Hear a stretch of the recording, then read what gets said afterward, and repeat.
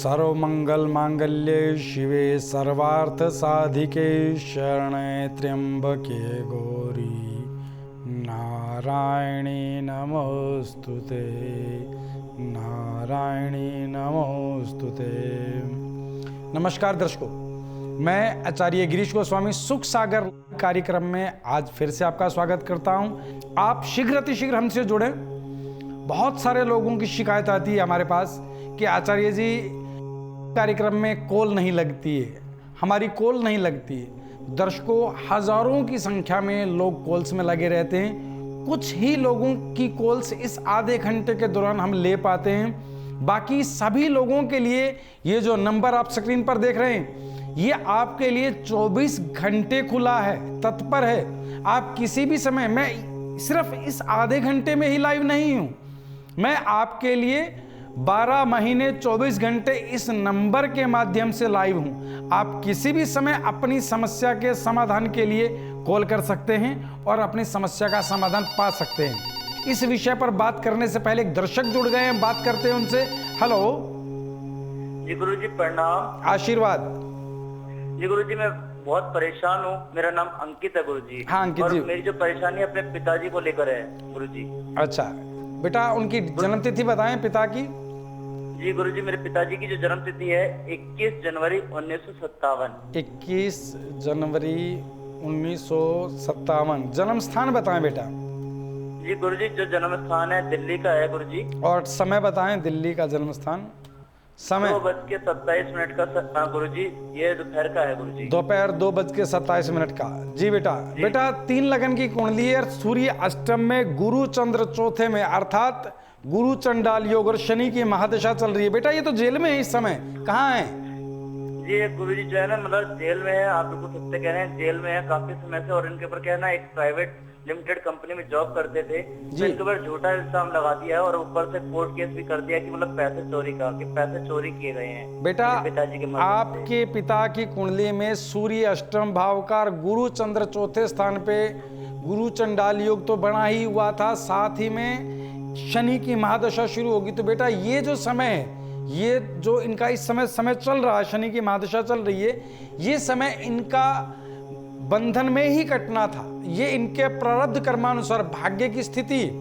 लेकिन अब आपकी हमसे बात हो गई है, तो अब ये प्रारब्ध कर्मानुसार कटेगा। कैसे कटेगा आप उपाय लिखित कर लिए, लिख ले, नोट कर ले। जी बता दीजिए गुरुजी। बेटा एक तो आप किसी भी तरह से अपने पिता के निमित्त नित्य सायंकाल में शनि मंत्र का जाप आरंभ कर दें घर पे। ओम पराम प्रीम प्रोम सह शनिश्चराय नमः, एक कार्य। जी गुरुजी। दूसरा, 7 मुखी रुद्राक्ष, अगर किसी तरह से संभव हो सके कि आपके पिताजी जहां भी बंदी हैं, उन्हें जेल में जहां भी हैं, उन्हें ये 7 मुखी रुद्राक्ष धारण करा दीजिएगा, ठीक है? और या नहीं करा सकते हैं, एक चीज गुरुजी पूछना चाहूंगा, जेल में क्या चाहिए गुरुजी, रुद्राक्ष धारण करने देंगे? जेल में कहते हैं वो पहने नहीं देते। बेटा मुझे इस स्थिति का ज्ञान नहीं है कि जेल में उदाहरण करने देंगे अथवा नहीं।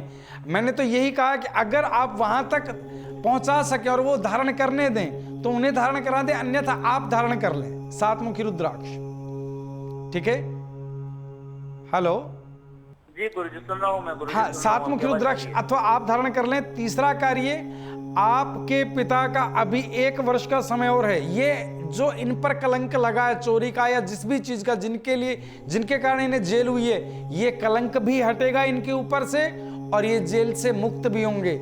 लेकिन अभी समय, और वो समय ज्यादा लंबा ना चले, इसके लिए जरूरी है कि आप शनि मंत्र का जाप करें, 7 मुखी रुद्राक्ष पिता को धारण कराएं अथवा आप स्वयं धारण करें। और तीसरा कार्य बेटा, एक विशेष कार्य ये है कि जितने भी जीव, श्वान जीव अर्थात कुत्ते जो हैं, उन्हें आप पिता के निमित्त कुछ ना कुछ नित्य सायंकाल में डालते रहें। चाहे तो बिस्कुट डालें, चाहे आटे के मीठे गुलगुले बनवा करके डालें, ये आप डालते रहें। आपके पिता के ऊपर लगा कलंक भी हटेगा और आप भी तनाव मुक्त होंगे। हरिओम। दर्शकों, हम बात कर रहे थे कि धर्म के अनुसार क्या करना चाहिए, पूजा पद्धति को कैसे ठीक करें, क्या पूजा पद्धति में नाना तरह की भ्रांतियां वो सही हैं कि नहीं। अभी एक जातक जुड़े हुए थे जिन्होंने कहा कि गुरुजी मैं बहुत परेशान हूं मेरे पिता के कारण। दरअसल उनकी कुंडली में है, बंदी योग है, लेकिन हम अपने कर्मानुसार नए कर्म करके अपने भोगों को काट सकते हैं। हम अपने पूर्व जन्म के किए हुए संचित कर्मों द्वारा इस दुनिया में सुख दुख को प्राप्त करते हैं, लेकिन इन्हें हम काट भी सकते हैं। काटें कैसे? कर्मों की काट कैसे होगी? कर्मों से। तो वो कर्म बताएगा कौन? ज्योतिष शास्त्र। ज्योतिष शास्त्र वह कर्म बताएगा, क्योंकि ग्रह स्थितियां आपके पुनर्जन्म के कर्मानुसार कार्य कर रही हैं। किस समय में आपको सुख की स्थिति प्राप्त होगी और किस समय में आपको दुख की स्थिति प्राप्त होगी, यह आपके पुनर्जन्म के कर्मानुसार तय है। ठीक है। उन्हें काटने के लिए, कर्म बंधन को काटने के लिए कर्म की आवश्यकता है। कर्म ज्योतिष शास्त्र के अलावा इस ब्रह्मांड में दूसरा कोई शास्त्र नहीं है जो आपको कर्मों की काट बता सकता है। ठीक है। एक दर्शक जुड़े हमारे साथ। हेलो, नमस्कार गुरुजी। नमस्कार बेटा। जी गुरुजी, मेरा नाम सुमित्रा है गुरुजी। हाँ जी, बोलिए सुमित्रा जी। गुरुजी, मैं अपने बच्चे को लेके बहुत परेशान हूँ। बेटा जन्म तिथि बताओ। हाँ जी गुरुजी, बच्चे की जन्म तिथि है 11/8/2010। जन्म समय बताएं बेटा। जन्म समय है गुरुजी 7:30 बजे जी, सुबह। 7:30 सुबह। जन्म स्थान? गुरुजी दिल्ली का है जन्म स्थान। जन्म स्थान दिल्ली। हाँ बेटा, अब बताओ क्या समस्या है बच्चे को, क्या पूछना चाह रहे हैं? गुरुजी, बच्चा मेरा बेटा 7 साल का हो गया लेकिन बोल नहीं पाता है गुरुजी। मैं बहुत दुखी हूँ अपने बच्चे को लेकर। जी जी, देखो बेटा, इस बच्चे की जो कुंडली है वो 5 लगन की कुंडली है, सिंह लगन की कुंडली है, चंद्रमा लगन में है। ठीक है। मंगल, शनि और शुक्र दूसरे भाव में, कन्या राशि में, अर्थात जहां शुक्र द्वितीय भाव में आके नीच राशि में हो जाता है, और शुक्र की महादशा में चंद्रमा की अंतर्दशा चल रही है। अर्थात स्थिति क्या है कि मूक बाधिर योग बन रहा है। मूक बाधिर योग क्या है कि जो जातक जन्म से ही भाषा का प्रयोग ना कर सके, गूंगा अथवा बहरा हो, उसे मूक बाधिर कहते हैं। ठीक है। तो इस बच्चे की कुंडली में वह योग है बेटा, लेकिन ये योग पूर्ण नहीं है, इसलिए ये बच्चा बोलेगा अवश्य, लेकिन देरी से। इसे अलग अलग तरह की थेरेपी, इसे अलग अलग तरह की थेरेपी के प्रयोग कराए जाएं इस बच्चे पर। इसका जो भी मेडिकली इलाज है वो कराया जाए। साथ में जो समाधान मैं बता रहा हूं बेटा, उन समाधानों को भी लगातार कराएं। पहला समाधान, इस बच्चे के निमित्त मां अर्थात आप शुक्र मंत्र का जाप करें। ओम दराम द्रीम द्रोम सह शुक्राय नमः, पहला कार्य। द्वितीय कार्य, 3 मुखी 3 रुद्राक्ष इस बच्चे के गले में धारण करा दें। तीसरा कार्य, शंख, जो शंख हम पूजा में बजाने के लिए प्रयोग करते हैं, उस शंख में जल भर करके रख दिया जाए रात्रि में, और प्रातः काल की वेला में उठते ही इस बच्चे को उस शंख से जल पिलाया जाए। अर्थात उस शंख का जल सीधे ही इस बच्चे के मुख में डालें अथवा चांदी के गिलास में डाल करके पिलाएं। इन कार्यों को करें। और एक रतन धारण करना है। रतन क्या है? सुच्चा मोती। सुच्चा मोती इस बच्चे के गले में या मां धारण करे सीधे हाथ की छोटी उंगली में इस बच्चे के निमित्त। ये बच्चा जैसे ही 12 से 17 साल की आयु में आएगा, ये बोलने लगेगा। ये तय है कि ये बच्चा बोलेगा। ये अलग बात है कि ये सामान्यतः जैसा कि सभी लोग बोल पाते हैं उस तरह से बोलेगा या उसमें कुछ कमी रहेगी, ये समय बताएगा, लेकिन ये बच्चा गूंगा नहीं रहेगा, ये बोलेगा। इन कार्यों को कीजिएगा। हरिओम। हम बात कर रहे थे धर्म की, कि धर्म के कार्यों में बहुत सारी चीजों का प्रयोग किया जाता है और बहुत सारी चीजों का प्रयोग निषेध होता है, लोग फिर भी उसे गलती से कर लेते हैं। जैसा कि मैं पिछले कार्यक्रम में एक दिन बात कर रहा था कि तुलसी का प्रयोग शिवलिंग पर नहीं करते। दूसरा, रोली कुमकुम का प्रयोग शिवलिंग पर नहीं करते हैं। और तीसरा, हल्दी का प्रयोग शिवलिंग पर नहीं करते, क्योंकि भगवान शिव वैरागी हैं और उस वैराग की अवस्था में श्रृंगार की वस्तु उन्हें भेंट नहीं करनी चाहिए। इसीलिए ये बात तो हुई जो निषेध चीजें हैं। एक दर्शक जुड़े हमारे साथ। हेलो जी नमस्कार जी। नमस्कार जी आचार्य जी प्रणाम। प्रणाम, आशीर्वाद बेटा। मेरा नाम राकेश उपाध्याय है। राकेश उपाध्याय जी। राकेश जी बोले। जी मेरी थोड़ी समस्याएं हैं, बट मेरे पास मेरी डेट ऑफ बर्थ नहीं है। हाँ बेटा बोलो, कोई बात नहीं। जी तो मेरी समस्या ये है कि मैं 2010 से थोड़ा 3 पत्ती जो होता है, जो मैच वैच के जो काम होते हैं, इसमें थोड़ा सा मैं इन्वॉल्व हो गया था। जी सट्टे वाला जो होता है, इस तरीके का कार्यों में मैं इन्वॉल्व हो गया था दोस्तों की वजह से। जी बेटा। तो कुछ समय तक तो मुझे बड़ा अच्छा लगा, बट आज मुझे पछतावा हो रहा है कि मैं इस लाइन में आ गया हूँ और मैं बहुत परेशान हूँ। मैं बदलना चाहता हूँ अपने आप को, बट मेरे को कोई उपाय नहीं मिल रहा। मैं किस तरीके से क्या करूँ, मेरे को कुछ समझ में नहीं आ रहा आचार्य जी। बेटा आप अपना नाम बताएं। जी मेरा नाम राकेश उपाध्याय। राकेश जी अपने पिता का नाम बताएं। सुरेश जी। माता जी का नाम बताएं। शकुंतला देवी। शकुंतला देवी। आपका जन्म स्थान बताएं बेटा। जी मेरा जन्म स्थान है हरियाणा का, गुड़गांव हरियाणा। जी। जय महाकाल, जय महाकाल, जय महाकाल। हर हर महादेव। बेटा एक बात बताओ सत्य कि आप इस जो आप ये कह रहे हैं कि जुआ सट्टा ये मैच, इसके अलावा भी आप एक स्त्री के चक्कर में भी बहुत बर्बाद रहे। जी इसी के माध्यम के थ्रू हुआ है सारी चीजें। आप सही कह रहे हैं बिल्कुल। बेटा देखो आप एक बात को समझें, ये जो जुआ सट्टा की लत है, इसके साथ जो स्त्री वाला ये रोग लगाया है आपने, ये भी आपके पतन का कारण है। अब बेटा मैं कुछ चीजें आपको कहूंगा, आपको वो करना है। एक तो आप अपने चरित्र को स्वच्छ बनाने का प्रयास कर ले कि किसी पर स्त्री के प्रयास है, और इसीलिए मैंने आपको फोन करा आचार्य जी। किसी पर स्त्री के संपर्क में ना रहें, क्योंकि बेटा जो मैं अपनी साधना से देख पाया, आप एक नहीं कई पर स्त्रियों के संपर्क में रह चुके हैं, है कि नहीं? जी। हाँ बेटा मेरी बात समझ लो। आपको नित्य मंगल मंत्र का जाप करना है। ओम कराम क्रीम क्रोम सह भौमाय नमः, एक कार्य। ठीक है, 108 बार सुबह और 108 बार ही शाम को। दूसरा, आपको विशेष एक रतन डालना है जिसे कहा जाता है पन्ना, 7.25 रत्ती का। जी बेटा आपकी मैं ये जुए सट्टे की आदत छुटवाना चाहता हूं। आप अपने मकान को गिरवी रख चुके हैं, एक प्लाट को बेच चुके हैं, प्लाट वो जिसमें आपके प्लाट में नींबू का पेड़ लगा हुआ था। जी खाली प्लॉट था हमारा एक। हाँ, और उसमें नींबू का पेड़ लगा हुआ था, उसे आप बेच चुके हैं।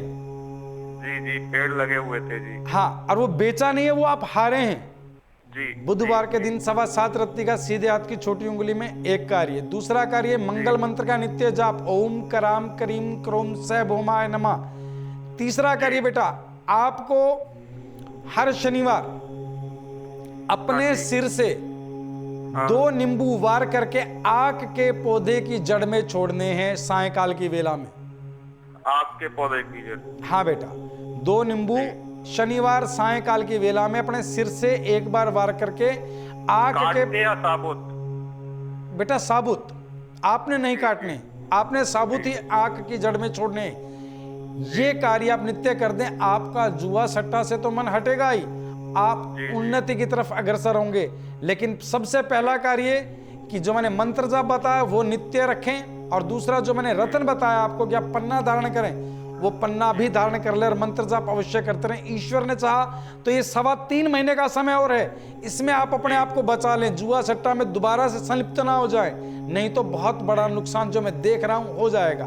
ठीक है, इसके बाद आप बच जाएंगे बेटा, जीवन में उन्नति करेंगे। हरिओम। भगवान शिव को जो हम बेलपत्र चढ़ाते हैं, वो भगवान शिव बेलपत्र भगवान शिव को अति प्रिय है। बेलपत्र क्या? बेलगिरी का फल लगता है, जंगली फल है बेल, और 3 पत्ते एक साथ एकत्रित होते हैं। आप देखिए 3 का अंक जो है महादेव के साथ जुड़े हुए हैं। त्रिशूल में 3 शूल हैं, एक चीज, उनको जो तिथि पसंद है वो है त्रयोदशी, ठीक है। अब नेत्र 3, ठीक है, और जिनमें ये महादेव हैं, देव कितने, ब्रह्मा विष्णु महेश 3, ठीक है। अब बेलपत्र, यही एक ऐसा पत्र है, वृक्ष है, जिस पर जो पत्र आते हैं, पत्ते आते हैं, वो टहनी में जो एक सूक्ष्म शाखा निकलती है, वो एक साथ 3 पत्ते होते हैं। बेलपत्र के एक साथ 3 पत्ते होते हैं, तो वो विशेष भगवान शिव को प्रिय है बेलपत्र। 12 राशियां, 9 ग्रह 12 राशियां होती हैं, 12 राशियां हैं और 12 ही स्वयंभू ज्योतिर्लिंग हैं, ठीक है। और उनमें से 3 विशेष राशियां ऐसी हैं जो देवादिदेव महादेव का अत्यंत प्रिय हैं। उन 3 राशियों के जातकों पर महादेव की कृपा किसी ना किसी रूप में बरसती रहती है। वो क्या है? वो 3 राशियां कौन सी? पहली राशि है वृषभ। वृषभ, जिस राशि का जो स्वयं चक्र है राशि का, वो वृषभ की तरह, अर्थात जो भगवान शिव की वाहन है, सवारी है, बैल। वृषभ जो है बैल है, उस पर देवादिदेव महादेव प्रसन्न रहते ही रहते हैं। एक बात। द्वितीय राशि कर्क।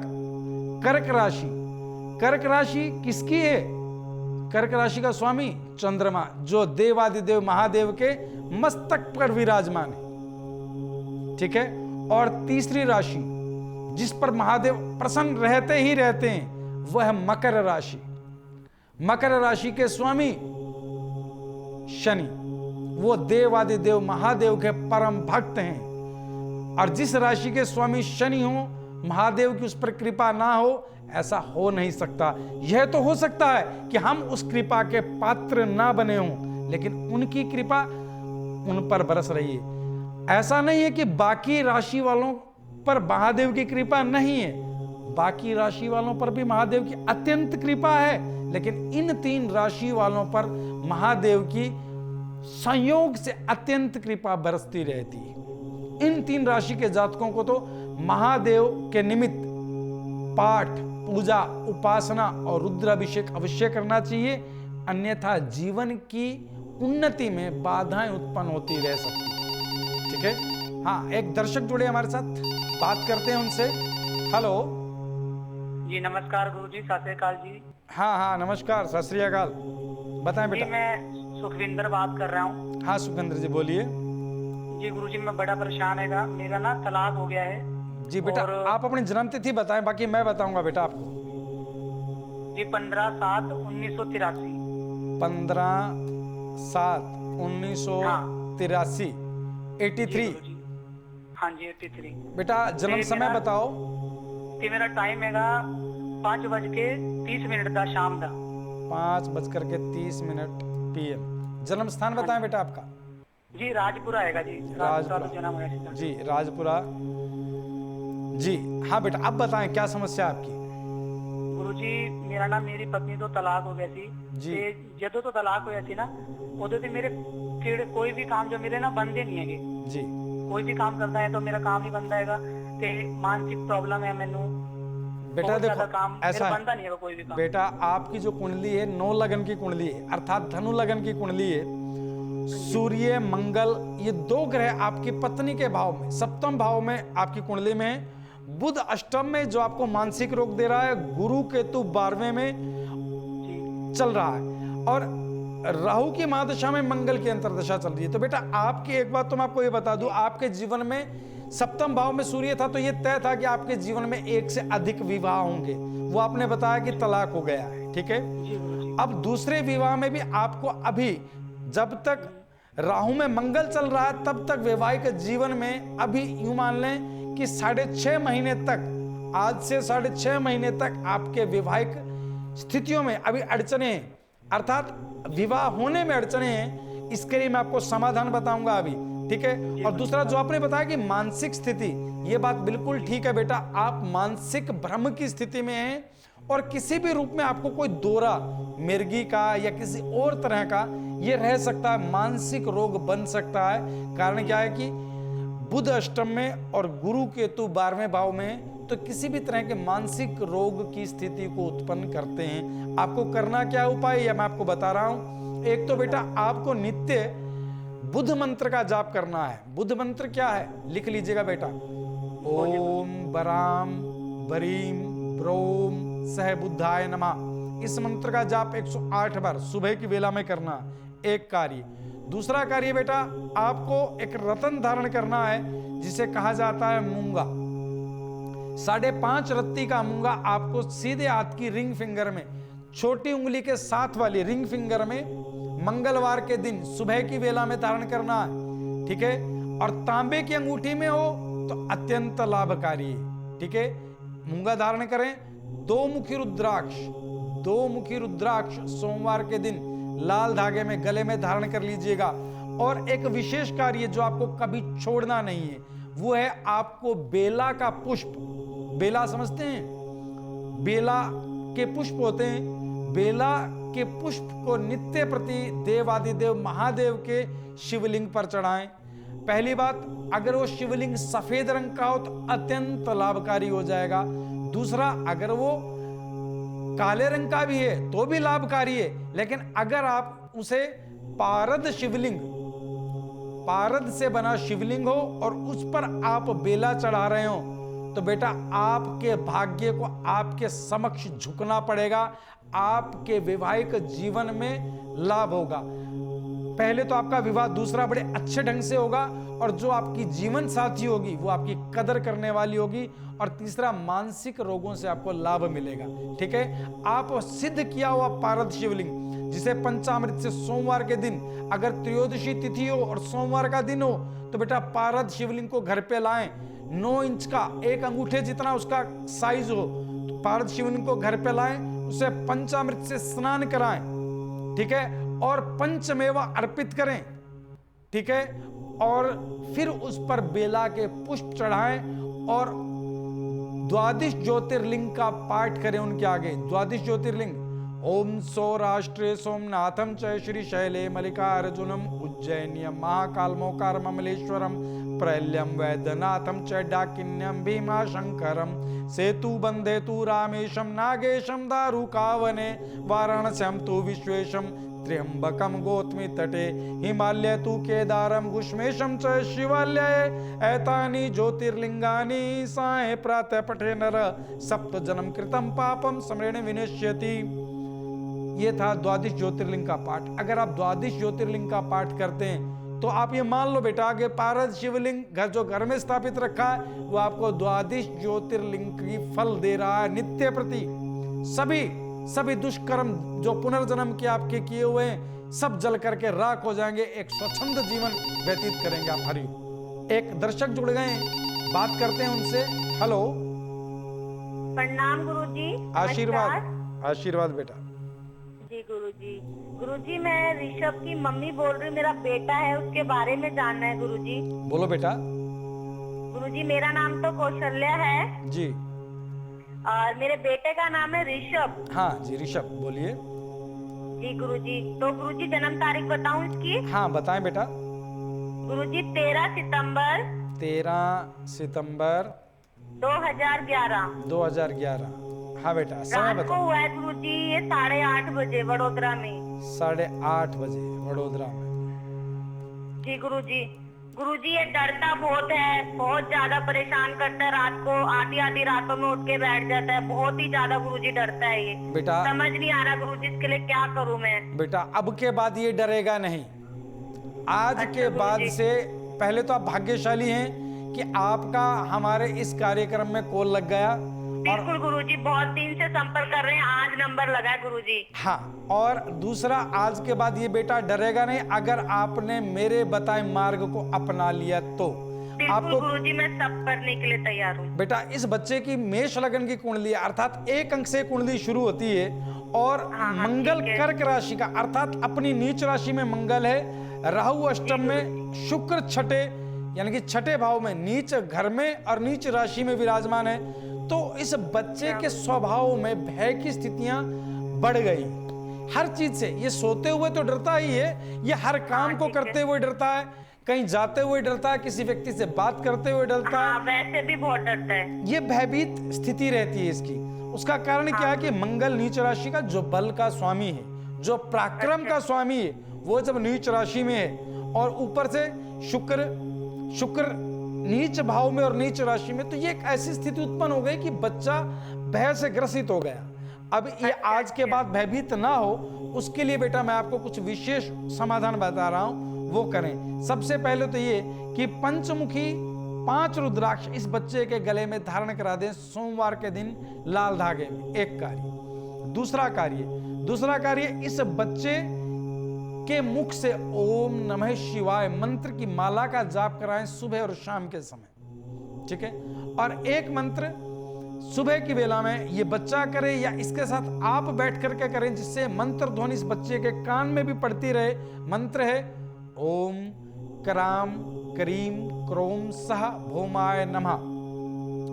ओम कराम क्रीम क्रोम सह भौमाय नमः। इस मंत्र जाप का 108 बार अर्थात एक माला अगर नित्य इस बच्चे के कानों में पड़ती रही या स्वयं इस बच्चे ने कर लिया, तो बच्चे के यहां से भय की स्थिति दूर हो जाएगी। और एक विशेष कार्य, भगवान शिव जो महादेव, देवादिदेव महादेव महाकाल, जिनके आगे 9 ग्रह हाथ बांधे हाथ जोड़े खड़े, जिनके आगे सभी तरह की ग्रह परिस्थितियां अपना दुष्प्रभाव रख नहीं सकती, उन महादेव के चरणों में शिवलिंग पर इसके हाथ से नित्य दूध चढ़वाएं। सुबह की वेला में कच्चा दूध और गंगाजल मिलाकर के चढ़ाए, इससे इस बच्चे का भय समाप्त होगा। हरिओम। एक दर्शक जुड़े हमारे साथ। हेलो, नमस्कार गुरुजी। नमस्कार बेटा। जी गुरुजी, मेरा नाम सुमित्रा है गुरुजी। हाँ जी, बोलिए सुमित्रा जी। गुरुजी, मैं अपने बच्चे को लेके बहुत परेशान हूँ। बेटा जन्म तिथि बताओ। हाँ जी गुरुजी, बच्चे की जन्म तिथि है 11/8/2010। जन्म समय बताएं बेटा। जन्म समय है गुरुजी 7:30 बजे जी, 7:30 सुबह।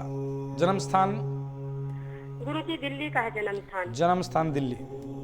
हाँ बेटा, अब बताओ क्या समस्या है बच्चे को, क्या पूछना चाह रहे हैं? गुरुजी, बच्चा मेरा बेटा 7 साल का हो गया लेकिन बोल नहीं पाता है गुरुजी। मैं बहुत दुखी हूँ अपने बच्चे को लेकर। जी जी, देखो बेटा, इस बच्चे की जो कुंडली है वो 5 लगन की कुंडली है, सिंह लगन की कुंडली है, चंद्रमा लगन में है, ठीक है। मंगल शनि और शुक्र दूसरे भाव में कन्या राशि में, अर्थात जहां शुक्र द्वितीय भाव में आके नीच राशि में हो जाता है, और शुक्र की महादशा में चंद्रमा की अंतर्दशा चल रही है, अर्थात स्थिति क्या है कि मूक बाधिर योग बन रहा है। मूक बाधिर योग क्या है कि जो जातक जन्म से ही भाषा का प्रयोग ना कर सके, गूंगा अथवा बहरा हो, उसे मूक बाधिर कहते हैं, ठीक है। तो इस बच्चे की कुंडली में वही योग है बेटा, लेकिन ये योग पूर्ण नहीं है, इसलिए ये बच्चा बोलेगा अवश्य लेकिन देरी से। इसे अलग अलग तरह की थेरेपी, इसे अलग अलग तरह की थेरेपी के प्रयोग कराए जाएं इस बच्चे पर। इसका जो भी मेडिकली इलाज है वो कराया जाए। भगवान शिव की उपासना सभी जातकों के लिए बेहद लाभकारी होती है, बेहद कल्याणकारी होती है।